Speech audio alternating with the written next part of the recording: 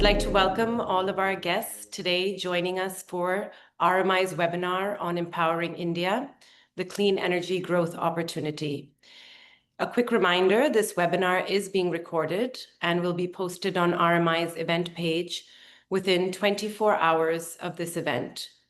We'll send that recording link out to everyone who has registered, attended, along with other resources and contacts.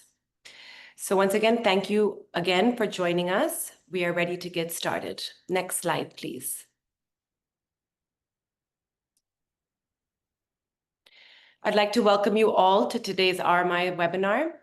My name is Vindhya Tripathi. I'm a Senior Director of Global Communications at RMI, and I will serve as your host for today's event. Here is our agenda for the next hour. We'll first hear from Lawrence Spielman, Principal on RMI's strategy team, who will share the key findings of our recent report.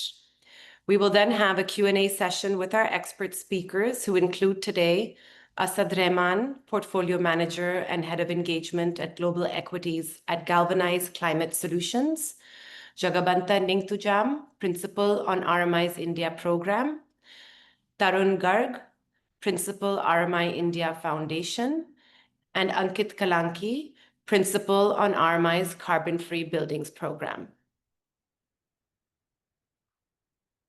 I'd like to welcome our attendees to please add their questions through the Q&A function on your screen as we go through the findings. And we can direct these questions to our speakers based on their expertise in buildings, on clean energy projects in India, and India's investment opportunities. If you haven't yet seen the report, we will drop a link in the chat now. With that, I'll pass it over to Lawrence to share the findings of the latest report. Over to you, Lawrence. Thank you, Vindhya, and welcome all to this webinar. I'm excited to dive into this presentation for the next roughly 15 minutes. For this presentation, I'll be showing a subset of the analysis from our report. You can find the report by searching Empowering India on RMI website, or to follow the link that will be pasted in the chat right now. Overall, our research shows that it's time for a different kind of mindset for India. It's a combination of the sheer size of India, its rapid economic development, also the rapid cost reduction and developments of clean technology, the pace of adoption of clean technology, which even surprised us, India's innovation ecosystem, and a policy landscape that together provides a picture of the energy transition that shows its opportunity. So that, I think, is the primary mindset to look at the energy transition in India. It's one of scale and one of economic and other opportunity across all major sectors, from industry to transport and to buildings. So in the next roughly 15 minutes, I'll provide a snapshot of some of these components of the energy system and economic development in India, but I also highly welcome or recommend looking into the report in more detail, and of course to reach out with any questions or reflections that you may have during this webinar or afterwards. First, we'd like to highlight the scale of growth in India that we can expect in the next couple of slides. According to the International Energy Agency, India's energy demand sources are set to double, triple, or even more, including up to 9 times as many air conditioners in 2050, which you can see on the right-hand side, as extreme heat gets worse and residents get the cooling that they need.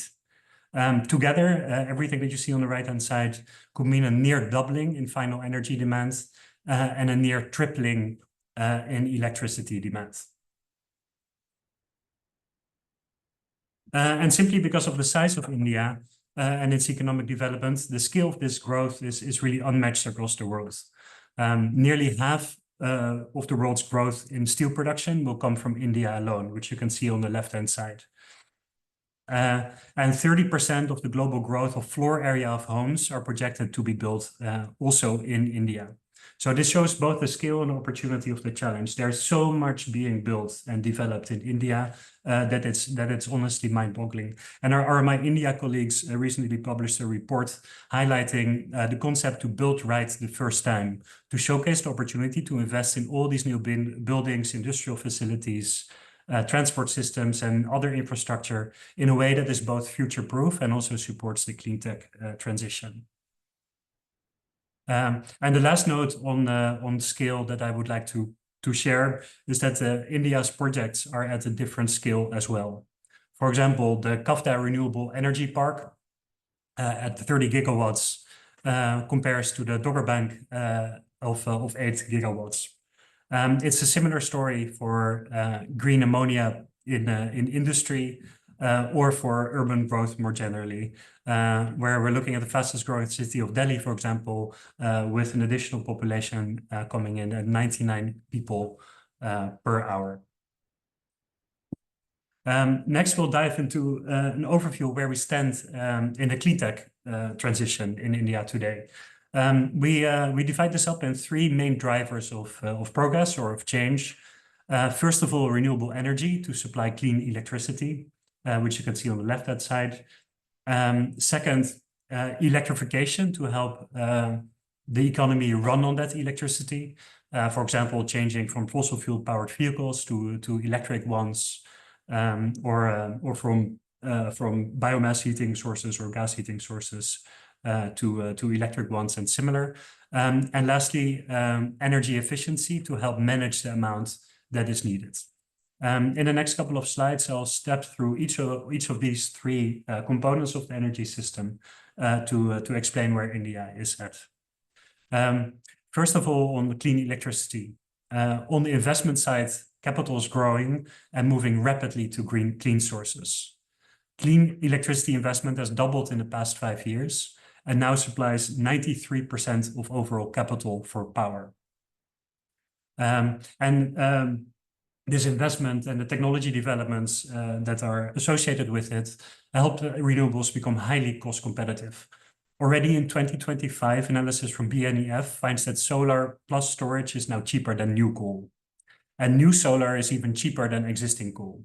And we can expect this price advantage to grow further in the coming years as the cost of solar and wind power and of battery storage continue to decline. Combine these lower costs also implies higher deployment. And we're seeing exactly that for across different technologies. So highlighted here are the three key ones for clean electricity generation. So solar installations nearly tripled in the last year, and they rose more than 10 times for battery grid storage. You can see the explosive growth happening on the right-hand side. And there's one example that I really like, which is that is not only a function of costs. In a recent RMI India report, there's a really nice case study example of how the clean energy transition can function. In Varanasi in India's Uttar Pradesh, has seen a rapid adoption of rooftop solar. And of course, the key factor here is the cost of solar panels. But it was also a combination between subsidies, low interest loans, capacity building, information sharing, grievance redressal processes, target setting, and collaboration with market players that allowed for many consumers to purchase more rooftop solar. So in all, this example shows, I think, a really strong Indian example of smart systems design that addresses the right incentives and concerns that allows consumers to invest in their own power supply. And what is, moreover, what is relevant for the industry in India is that this growth is increasingly powered by domestic manufacturing. So India is already a net exporter of solar modules and wind generators.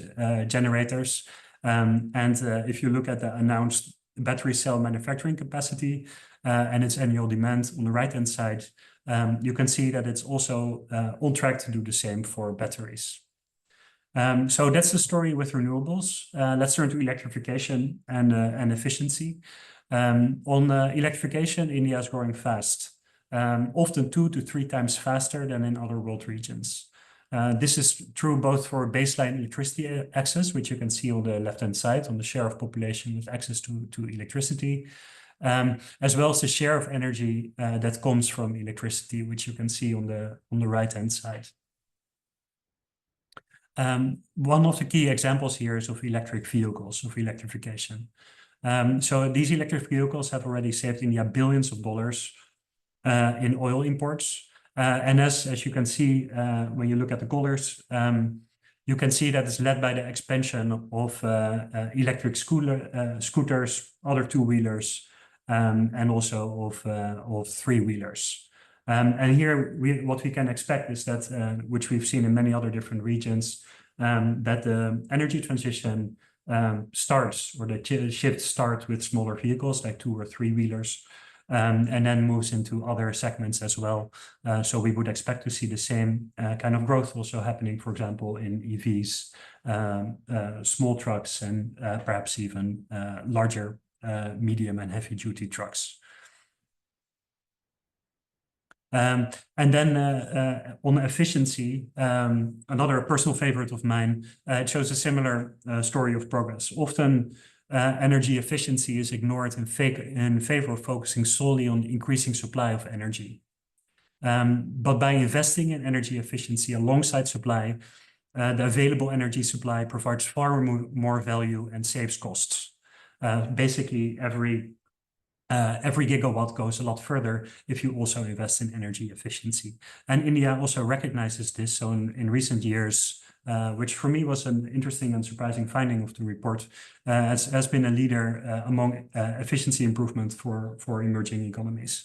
So it's a comprehensive effort across many different sectors, including the world's largest zero-subsidy LED program, or the Perform, Achieve, and Trade scheme, which is a market mechanism for industrial efficiency. And other key policies on energy efficiency range from building codes to vehicle efficiency standards.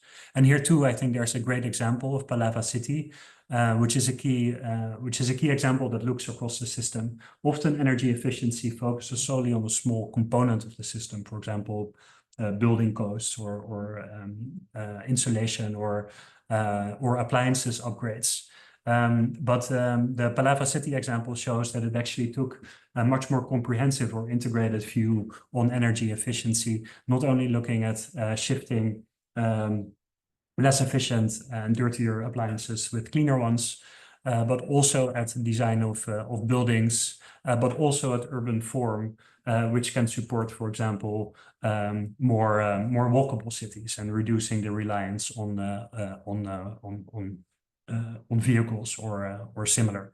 So that comprehensive approach, I think, is a really nice showcase of energy efficiency in practice. So that covers our renewables, electrification, and efficiency. Really amazing progress across the board. And as we look ahead, the policies that India has in place also makes it attractive for investment. One key way is to keep the stable policies that have made India attractive for investment. On the slide, you can see the strength of energy transition policies according to BNEF Climate Scope Fundamental Score, the investment in renewable energy, and of course also the size of India's economy and energy system. Shows that it's leading across emerging economies, and we expect this to continue. The reason for this score is that India has a broad range of policy support, both with longer-term goals and near-term budgets. Some goals have already been met, like India's effort to supply more than half of total power capacity from cleaner sources. Others are ambitious but feasible, such as doubling the rate of energy efficiency improvements and achieving 100 times growth in battery storage by 2030. This will be helped by India's union budget, which pairs regulatory reform with a near doubling of investment in solar, hydrogen, manufacturing, and further innovation. And there's a couple of reasons why India is doing this and also should be doing this. First of all, the potential for millions more jobs. As we see from the IEA scenarios, clean sources could add at least 4 times more jobs than fossil fuels might lose, bringing a large net benefit for India's economy. The clean solutions can also help the economy by improving worker health. One example of extreme heat. that for extreme heat, more than half of recent global impacts have been felt in India. So in this century alone, this has caused major damages to society and the economy. The good news is that by reducing this heat, both by smart planning, as you just mentioned, with cooler cities and similar, as well as other climate solutions, we can actually avoid the vast majority of dangerous heat across India's major cities. In addition, another key health benefit comes from reducing air pollution. Studies have found that air pollution causes 1 in 4 deaths in India, and clean energy can prevent the vast majority of these deaths from pollution. And across both industry and buildings, it's worth remembering that it's not only about that there's also non-CO2 pollution that can save money and also raise their revenues.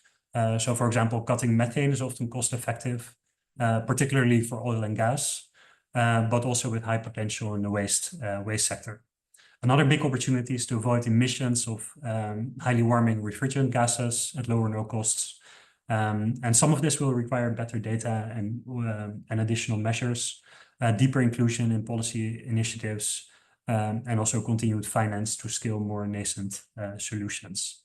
And lastly, one of the benefits of investing in clean energy for India and the Indian economy is that it very simply it can cut costs and it can raise revenue, all while saving more emissions than the US and Europe combined. There are major cost savings across the system, from electricity, mobility, and I'll go through each of these in turn, and then offer some concluding thoughts on the overall opportunity of the energy transition. So first of all, on the electricity side, renewables can power at least 90% of the grid by 2050, and that's in the least cost case, according to modeling from theory. By focusing on the cleanest and cheapest source of electricity, India could save about 1/3 of total electricity system cost. To do this, it will take a whole systems approach of reform market design, strengthening the grid, and all kinds of enabling solutions like storage and demand flexibility, as well as investments in energy efficiency. So it's a very large challenge, but there's also an opportunity to really help ensure that renewable energy can power the vast majority of the grid. One of the reasons for this is also that India is really rich in resources for renewables and renewable energy, and comparatively less so for fossil fuels. For mobility, the story is quite similar.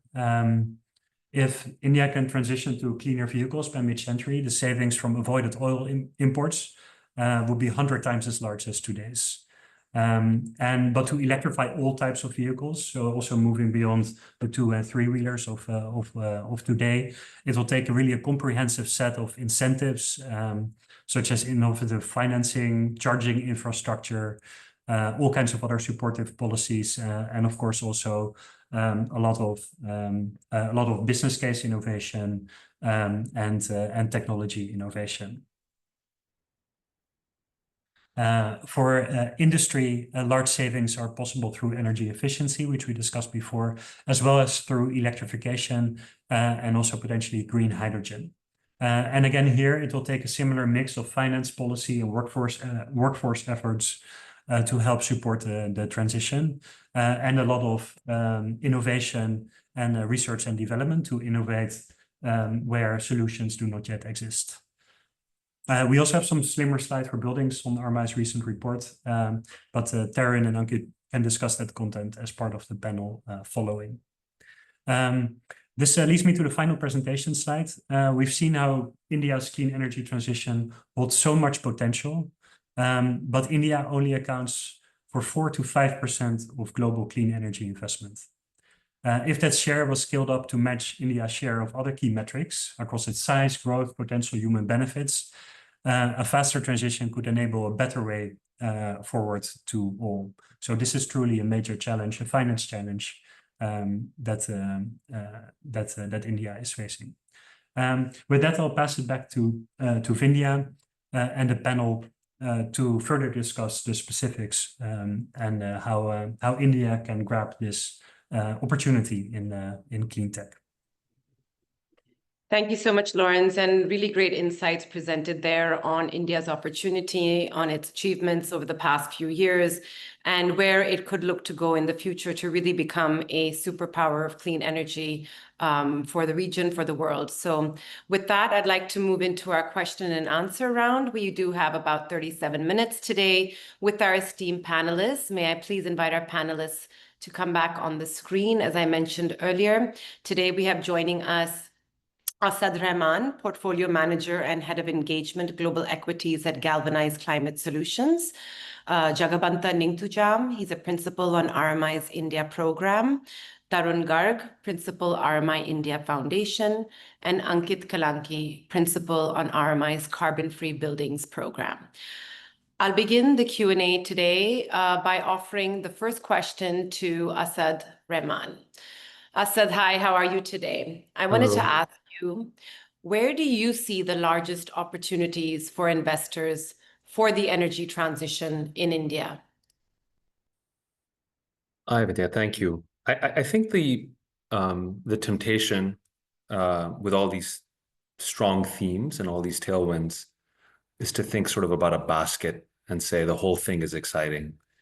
I think that there's a difference, though, as per your question, between the direction of travel and investing. So investing requires some insight into where there's an acceleration in the rate of change, or where the market broadly is backwards looking as opposed to acceleration. And so I think highlighting those things where we're going to look back in 5 years versus today and say, that was an insight or that was surprising. So I think there's no extra credit for complexity. And so I would highlight really 3 things that sort of jump out. The first is that unlike a lot of things that are reliant on rate of change, you don't have to underwrite an enormous amount of technology risk to invest behind these themes in India. So I would say instead of 5-7 years ago investing in the energy transition anywhere in the world required underwriting energy complexity, today in India, the real opportunity is in scaling. So if we go back to sort of the Lawrence presentation, there are going to be companies that at first blush, it'll be apparent that they're going to be delivering the scaling that is required and will capture the benefits of that scale. So I think focusing on that fact is a very clarifying opportunity. There's many things that are more complicated that one can do, but that's sort of an easy capture. I think the second thing is the analogs are often, I think the default for a lot of us, certainly for me sitting in the West, is to look at what's happening in the US and Europe and say, well, how will this play out in India? And I think the right analog is actually more what we've seen over the past 25 years, looking at, for example, how mobile played out in India, or looking at how technology, which is, they're not going to replicate the paths and the business models of the West. I think to find winners in India, just assume that they're starting with more of a blank sheet of paper. And so they will build new business models. And I think looking at companies through that lens, seeing who is it that is positioned to capture this incredible rate of change and scale, but also deploy new business models, not necessarily rooted in new technology, but rooted in new industrial processes. So I'll give you one example. The largest nuclear facility in the United States is Indian Point, which does about 4 gigawatts. The Adanis in India are building a 32 gigawatt solar field. And so the implications of that on business models are meaningfully, eventually you will start to see mega fields like that in the US and Europe, but India is jumping ahead. And so I think in addition to this scaling, thinking about new business models and being willing to underwrite those business models in India. And I think the last thing I'd say is, again, there's this anchoring bias, but looking at India and realizing the regulatory constraints and regimes are very different. And so I think understanding those companies that have already shaped the policies or are capitalizing on these new policies to their benefit is a real opportunity as well. Thanks for sharing your insights, Asad. And definitely those leapfrog opportunities, I think, is what defines India at this moment. And that's where I think a lot of investors are looking as well. I'd like to move on to ask Jagabantha. You know, Jags, you've been working here in India for quite a long time, and you've seen some of this progress take place from a very nascent stage to now accelerating. Based on your experiences here in India, what are the key elements that are needed to scale projects on the ground? Yeah, thank you, Vindhya, and hello to everyone. I'll kick things off by just referencing both what Asad just said and also Lauren's presentation, the common theme around stability of policy and the scale that India represents. And that's essentially where I'll contextualize some of this answering. The first point is about clear demand signals and bankable revenue stack that's starting to emerge across most of clean energy technologies in India. You can look at the policies around renewable, the 500 gigawatt target, humongous, and when it was announced, seemingly unachievable. But that kind of underpinned a lot of the direction of investments, both from public and private sector, because of that. Similar targets you see in EVs, 30% EV sales by 2030. You're starting to see that both at the center and state level. You're starting to see critical policy that are underpinning rooftop solar, green hydrogen, etc. And all of those works very well for setting the right investment climate. It helps align state, central, and regulatory efforts and across all of these sectors. You have seen also at the production side as well, you've seen the production link incentives around solar, on batteries. You can always argue like the degree of success but that's the implementation challenges. But overall, there has been a consistency with respect to how policies have rolled out. The second point with respect to creation of scale is around smart procurement and engineering around constraints. And the government has done a good job in a lot of spaces. I'll give you an example in the renewable space. So we all know that utilities are, have financial challenges, bottom line challenges, which do not on paper make them an easy counterparty to any renewable investment. And that was a bottleneck India needed to engineer around. And that led to the establishment of Solar Energy Corporation of India Limited, SECI essentially, which undertook a lot of the risk, counterparty risk, and allowed for developers to be able to contract with SECI at a much larger scale. And that essentially allowed for volumetric growth in solar and wind deployment at the utility scale in India.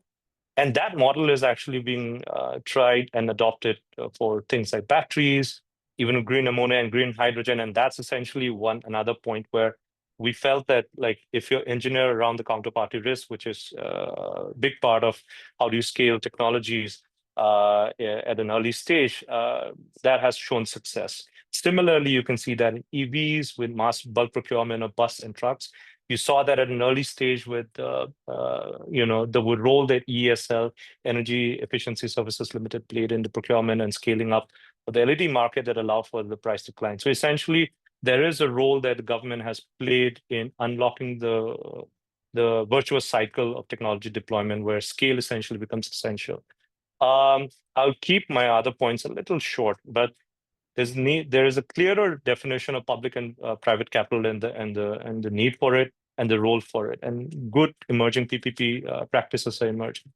There's a role that government-backed risk reduction has played in market transformation and beyond. And I'm talking beyond just demand aggregation procurement play.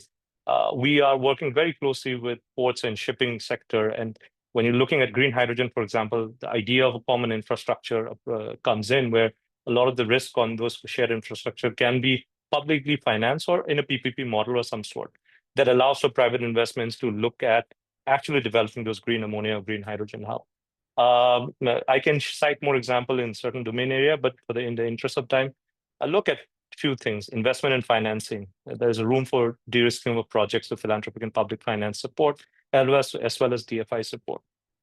New models are emerging, and this is where the invention and creative thinking around how do you pay for this investment starts coming in. The last point, which is probably the softer point, but it's equally important, is around people, politics, and process execution.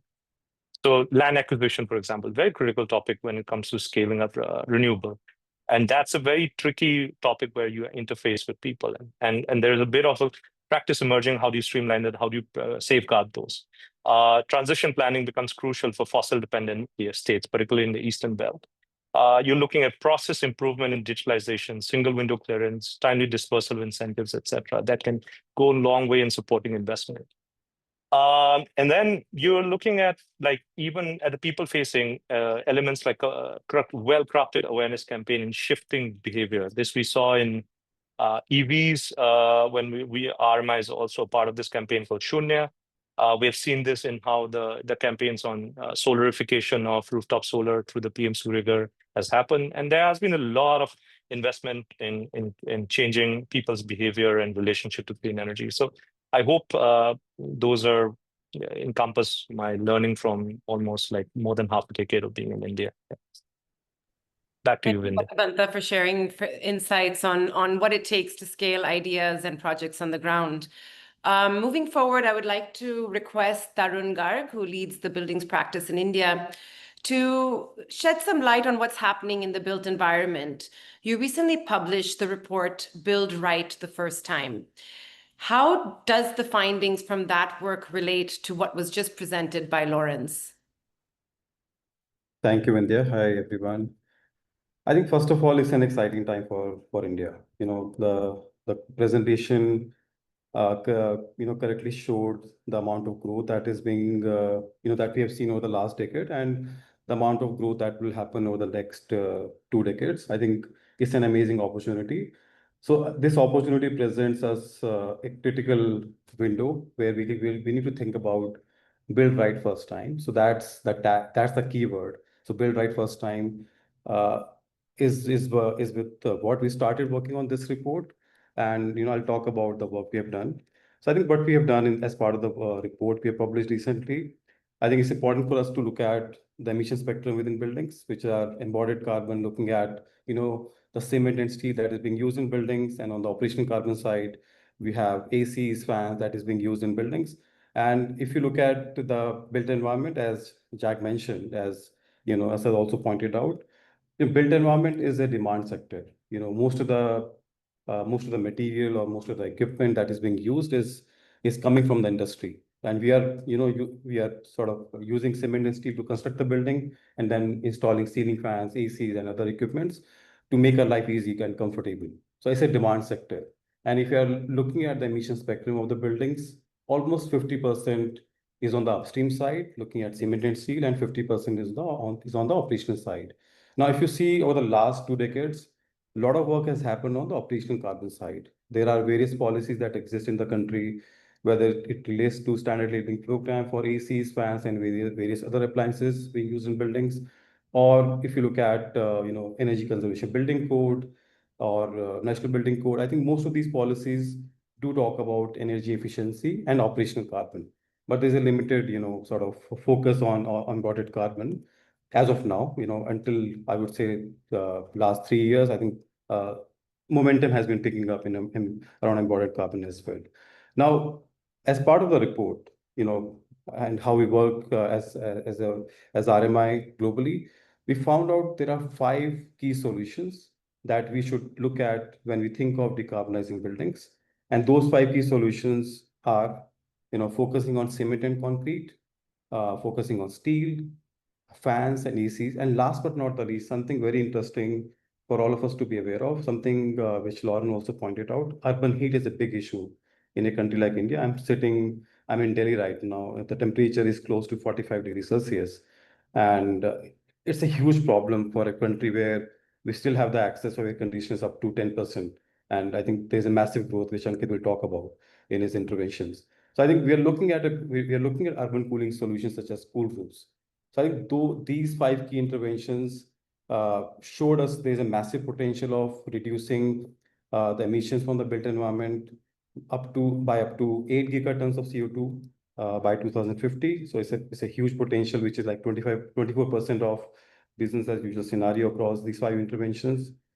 And I think if we integrate grid decarbonization along with energy efficiency and embodied carbon interventions, I think we can reduce overall emissions through the built environments up to 17 gigatons of CO2 equivalent. I think the next question would be, what is the cost premium? So I think we're looking at 10% cost premium, so it's not huge. And as we are discussing the scaling part, once the economy of scale comes in, I'm sure I think this 10% would become 5% or even lower than that. So I think that is one of the key highlight of this report. And if you look at the breakdown of this 8 gigatons of CO2 emissions, I think 37% lies around in embodied carbon, which is cement and steel, and almost 48% lies on embodied carbon, which is focusing on fans and ACs. And cool roof also plays an important role, although it's an intervention to mitigate the urban heat and urban heat islands, but also does play an important role from the perspective of reducing energy consumption, especially for the people living on the top floors and at the neighborhood level as well. So I think the role is up to, the saving is up to 13%. So I think these solutions has provided a lot of clarity in terms of what, if you have to think about, what are the interventions, should a city government or should a state government or at the national level we should focus on. So there is some clarity on, there's a potential that we know, there's a cost premium that we know, and it's really about how do we create and sustain market for these solutions. And I think the important thing for all of us, if you're thinking of any new solution that is going to be implemented or any existing solution for which market has to be created, for new solution, it's really important for us to look at pilots. And that is something, we'll talk about in this panel as well. And for the existing solutions, it's really about, can we have the right demand signals from the buyers? Can we have the right intent from the industry? Can we solve the issue of chicken and egg between industry and buyers, and somehow bring together in a way that is a win-win situation for the industry and for the buyers as well. So I think this is something where RMI has collaborated with one of the largest developers, Dotha Group, and we have established this Net Zero Urban Accelerator. And most of the work that we are doing in the country focuses on, solving a lot of issues faced by buyers and industry when it comes to existing solution and when it comes to new solution as well. So I'll take a pause here and back to you, Vinda. Thank you, Tarun. And 8 gigatons, obviously very ambitious, but much needed for India to achieve its net zero targets. Next, I'd like to move on to ask our cooling expert at RMI, Ankit, to join in the Q&A. Probably on a day where North India is sweltering under intense heat waves, Ankit, we'd love to hear more from you on cooling and what is the opportunities that exist for India. So you recently led the publication of a new report bringing super efficient air conditioners to market by RMI, which used field testing in Palava city as a case study. In your opinion, what is needed to scale efficient cooling throughout the global south? Thanks, Vindhya, and hi, everyone. Let me start by saying that there was that impressive figure that Lawrence shared in his PPD. Air conditioners growth in India will be more than 9 times, more than 9-fold, and perhaps even more, just at the rate at which the heat events are rising, and coupled with urbanization and rising incomes, you're just going to see a huge growth in demand for air conditioning. But it's not just about India, it's the entire global south. It's at a pivotal moment for cooling. Countries are seeing a huge increase in overall demand for air conditioning, and that is kind of getting accelerated with the rising intensity and frequency of heat and humidity events. The conditions that were not normal, 40 degrees Celsius, 60%, 70% humidity, are now kind of becoming normal. And for millions, air conditioning now, it's not a luxury anymore. It's becoming a necessity for their health, for their well-being, productivity. And overall, if you look at the state of air conditioning today, if you decide to buy one air conditioner from the market, and if you look at once they are adopted at scale, the impact on the grids would be huge. You will literally be crushing the grids if you continue to adopt those air conditioners that are being sold on the market today. And it's not just impact on the grid, because electricity is such a big part of air conditioning operation, and the refrigerants that they use, which often have about 2,000 times global warming potential. You're also looking at sharply increasing emissions. So So while it's a huge commercial opportunity for India and the manufacturers and the industry ecosystem, it also comes and poses a bigger challenge and a significant challenge for India. And that's where our report, bringing super efficient air conditioners to market, kind of was focused on. RMI had done an international innovation competition called the Global Cooling Prize a few years ago. And as an outcome of that, we had identified solutions that could slash the energy consumption by up to 75%. And we tested those prototypes for 9 months to ensure they perform reliably in the field recently in the Palava city. And the performance of these units is very impressive. You are reducing energy consumption consistently by over 60% compared to the traditional air conditioners. You can reduce peak demand on the grid, which is often the most polluting demand to meet, and also the costly demand to meet by 50%. And all in all, you are reducing energy bills for consumers by over 50%. So if you ask me what it will take to scale these solutions, I will say three things are needed. One is we have to inform the buyers and the consumers by appropriately recognizing and rewarding these high-performing products. The testing standards and the performance metrics that are followed today to rate these air conditioners, they don't do the right job of rewarding these and such super efficient products. And so I think policy basically will play a key role here, and efforts are needed to ensure that we better recognize products like super efficient air conditioners. And it's not just about air conditioners. I think policy will play a key role even beyond air conditioners, like for fans and coolers, which are obviously a critical, I will say, entry-level solutions for folks in India that want access to cooling. Policy will play a critical role so that energy-efficient solutions can be adopted at scale. Demand aggregation has been kind of talked about by both Tarun and others as well. It will take large institutional buyers to really be the first adopters and prove that these solutions bring the benefits at the grid level and to the emission reduction as well. And ultimately, when the manufacturers see a policy signal, when they see the demand signal, clearly there is a strong case for investment. You're already seeing manufacturers jumping in, investing heavily in India, all the big manufacturers. And I think what we need is now to create a competitive environment so that we can make more innovative solutions for India and the global South. So I'll pause there. Thanks, Ankit, and really impressive work on bringing these super efficient technologies, first to identify them through the Global Cooling Prize, then to take them through a testing phase where they're performing, and to put that data out in the world to help inform public and corporations that there is better technology available. It's needed. As you mentioned, cooling is not a luxury anymore. Millions of people work in very hot and humid climates, and it's their well-being that needs to also be taken into consideration. So we'll come back on the cooling chatter in a bit. I would like to move forward now for another question for Asad. Asad, what should investors that are new to this geography know and take into account as they start planning their investment strategy? I think I'll say a couple of things. I think the first, I'll reiterate the point that sort of look at India on its own merits, and the two big takeaways there would be the big opportunity is in scaling, and then associated with that, be prepared to think about innovative business models and keep that mobile, the learnings from the mobile journey in the back of your mind, both in Asia and in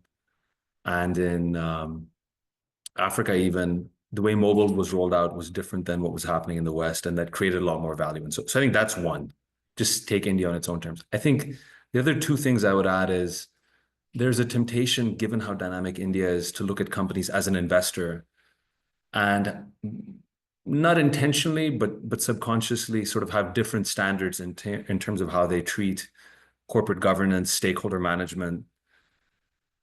I would say it's really important for investors to act like owners in India, just as they would anywhere else. And so if companies are getting involved in side shows or side projects or There's the promoter issue in India, of course, where you have controlling families. I think it's very important for investors to hold, international investors in particular, to say, hey, we're coming in, we're underwriting your growth story here, but you must behave according to best practices. Because I think the risk is if you take your eye off the ball on that, and then companies misbehave or lose focus, then it'll really impair the long-term credibility of investing behind this theme in India. We don't want to be in that situation. And then the last thing is, these are, because there's so much energy behind this right now in India, companies are making some pretty bold and credible commitments around decarbonization. We should hold them to that standard as well, right? Like, we shouldn't lose focus. We've seen a couple of companies recently talk about increasing their exposure to coal again as energy demand in India grows. That is not the right place for companies to be allocating their capital, but crucially, it's not helping solve the problem. So I think being sort of ideologically consistent and holding companies the same standard we would anywhere else, international investors have historically been a little lazy about that in India, and now these companies are able to deliver, and so we should hold them to that standard. Thank you, Asad. I'll move forward now and ask Tarun another question regarding the report. In the recently published report, what are the different strategies to reduce the embodied carbon of buildings that you have considered? Thank you, India. I think, as I spoke earlier during my previous intervention, I think it's important for us to look at the embodied carbon and understand it, from the perspective of what constitutes embodied carbon. So I think if you look at the entire upstream emissions that are associated with any material that is being used to construct a building is forms the part of embodied carbon. And embodied carbon is not only restricted to building materials. Yeah, embodied carbon is also associated with ceiling fans, ACs, but we are not talking about that, given the quantum of carbon associated with cement and steel that is being used in buildings. So I think what we have done, we have focused on two key materials. So as I spoke during my previous intervention also, cement and concrete and steel. Why cement, concrete and steel? The reason is, if you look at 70% of cement and concrete is being used in buildings. 70% of cement that is being produced in India is being used in buildings. 40% of steel that is being produced in India is being used in buildings. So I think this highlights there's a massive opportunity for us to think about what should we do at the demand level to give a signal to the industry of thinking about going green and thinking about producing low carbon sort of steel and cement as well. And within cement and concrete and steel, I think we have focused on 3 key materials. One is the LC3, the limestone calcinite clay cement, GGBS that is being available in the country. And from the steel perspective, as Jack spoke about green hydrogen-based steel, I think that would take its own time. What we are looking at is, can we increase the amount of recycled steel that is being used to construct a building? Currently in India, if you look at the amount of recycled steel that is being used in buildings, is close to 25%. Can we increase that to 50%, to 75%? The reason is, in various global developed nations, I can give you the example of US, 93% of buildings are using recycled steel. So I'm not saying India has to think about reaching that level immediately, but there could be a transition, sort of pathway for us, and that is being spoken about in the report we have sort of released a few weeks back. The other important part which we spoke about in the report is, so when we look at embodied carbon, it's also very important for us to design our building to make sure that we are using optimum amount of cement, steel, and other materials. So design efficiency does play an important role, and that's where the first focus should be on the design part. Then the second one would be on what are the low carbon materials options that are available in the country. Some of those options we have mentioned in the report, but those are not the only ones. You'll find a lot of materials locally available, but I think we need to test those materials to first of all establish the structural stability, and then look at the embodied carbon content as well. And last but not the least, can we increase recycled content in whatever we are using. I spoke about steel. I spoke about GGBS, where the slag that is being produced from the steel plant is being used as part of lowering down the carbon content in concrete. Can we think of other alternatives where we can increase the recycled content in the existing materials? So these are the few interventions we have mentioned in the report. I think this is the beginning, I would say, as part of our effort on reducing embodied carbon. You will find a lot of exciting work is happening in India from RMI and from other partners, and we're hoping to share those sort of analysis and studies in the near future with you. Thank you. Back to you, Vindhya. Thank you, Tarun. We look forward to hearing from you about the findings of these new materials, new technologies to help India reduce its energy load from its built environment. I'd like to next move on and ask Jagabantha a question that's actually come from our audience. Jagabantha, can you tell us what is the status and outlook of firm and dispatchable renewable energy, FDRE, in India, also known as round-the-clock RTC? Yeah, Vindhya, thanks a lot. I will package a couple of the RTC-related questions into one.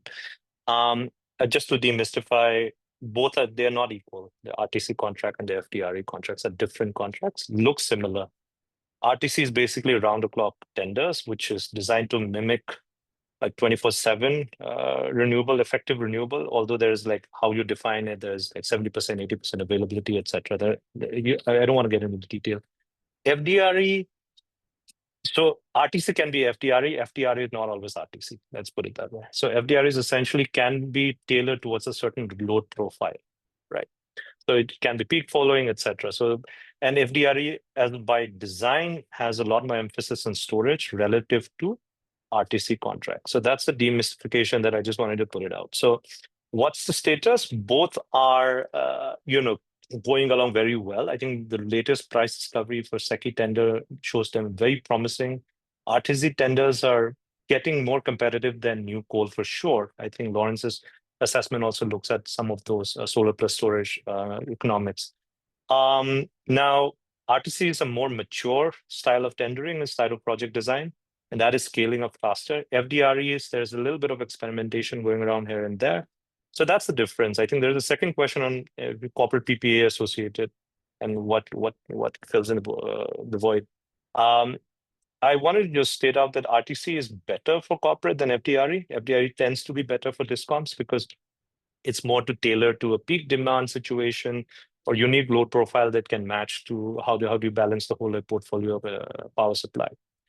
But a little nuance on the simple answer of corporate banking regulation and RTC, how does it play, is to do with actually banking regulations are going to be tighter because I think the discoms financial outlay and supporting banking is quite high. But the more nuanced answer is it depends on the style of corporate. So you cannot equate a corporate demand as universal style of demand. So you have an aluminum player or a steel manufacturer who could need 24/7 electricity versus a data center or maybe even a data center operator, but versus a corporate who's operating on a 9-to-5 cycle. So that's the nuance. If you're operating with a heavy dependence on day electricity, RTC probably is not the best contract. You're better off following the sun's trajectory a little bit, balanced with storage or like market purchase to balance it from the grid. But if you are the high volume 24/7 base load guzzler of energy, there's a high argument for round the clock renewable. So it's quite subjective, and it requires you to think about your energy demand, the cost you're paying, and how competitive it is. So I hope I answered that. Vindhya, back to you. Thank you, Jags. And we just have about 4.5 minutes left, so we have enough time for 2 questions. One is for Ankit and one is for Asad. So first over to you, Ankit. I'd like to ask you, what's the opportunity for India to innovate and become a key player in the air conditioner market in terms of production and exporting of technologies? If you could just take 2 minutes to answer this question, please. Yeah, short answer is huge. 3 billion more air conditioners are going to come online over the next 2 to 3 decades. almost half of those will be in India, consumed in India. But then rest of a big part of the others will be in the global south. And so I'll say India is at the cusp of a major opportunity here, not just as a consumer market, but also as a huge manufacturing hub for the global south and worldwide. There is, you're seeing a lot of increased investments. I touched upon this in my previous response as well, in R&D, in compressor manufacturing, in bringing more component manufacturing to India, and all the big manufacturers are establishing production bases in India. And there have been support from the government of India side through production link incentive schemes. And so there has been effort already in place, to really position India as a manufacturing hub. Last year, India sold about 14 million air conditioners, which was a 30% growth from the previous year. And the industry expects that, that kind of growth trajectory will continue for the foreseeable future. So it gives a clear business case for manufacturers to start doing that. And then there is policy, ecosystem. India was one of the first countries to establish the India Cooling Action Plan. And so there is already that ecosystem that exists to support development of more innovative air conditioning in this country. And India is already fulfilling major demands in a lot of global south countries, Middle East, Africa. And so all in all, I think the environment is right, and the signals are there, from whether it's from the government side on the policy front or just the demand perspective, which allows and gives the industry players what's needed to make in India and for India and then export globally as well. Thank you so much, Ankit. And just to close out today's conversation, Asad, that earlier when we had spoken at the beginning of the event, you had touched upon sort of foreign investment in India. Just to close us out today, I think, could you just shed some light on what your views are on what is the role of foreign investors in such a market at this time? Yeah, I think the complexity in the question is, this isn't a case of us having to sort of push people in this direction. I think the whole point of this call is there's enormous market pull and regulatory pull for this happening. So then the question becomes, how do we capitalize on it and how do we drive it faster, more effectively, and ensure that there's duration in this trend, right? Like, it's not just a flash in the pan, but it continues for the long term. And I'll go back to this idea of the only thing that really scales, the only thing that thrives, and the only thing that is resilient is essentially profit and success, like companies succeeding in delivering for their shareholders. And so I think the risk in periods like this is a lot of the incumbent companies are complicated companies that do a lot of different things. I think we should, as investors, insist that if we're going to invest in these companies, that they focus their efforts behind these opportunities rather than also pursuing cement and coal and a variety of other businesses that are legacy businesses. So one, pushing for focus, pushing for concentration. And then I think the second is a lot of disclosure around, disclosure in India has historically been pretty poor. There's a lot of details that come out from companies, public companies in particular, but not a great deal of actual useful information around how they're allocating their capital and sort of what they're doing. I think the last thing, and we may be a little bit early here, is a lot of the companies, and there's a couple that come to mind, are so successful in India, there's an opportunity for them to become global or at least regional champions and regional solution providers.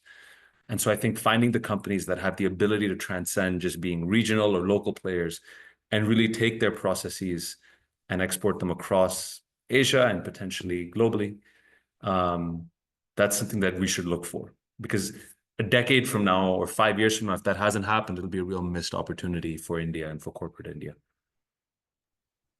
Well, thank you so much, Asad, for sharing your insights on this important topic. We are at time, so I do want to thank all our panelists and experts for joining us today, as well as all of our attendees who joined to hear from them. We are excited to share this important work with you and hope it creates additional conversations and research. We have been recording this session today, and the recording will be posted on RMI's event page, as well as a link to the report discussed today. If you have additional questions in this work, feel free to reach out to the presenters on LinkedIn. Thank you all again, and hope you all have a wonderful day.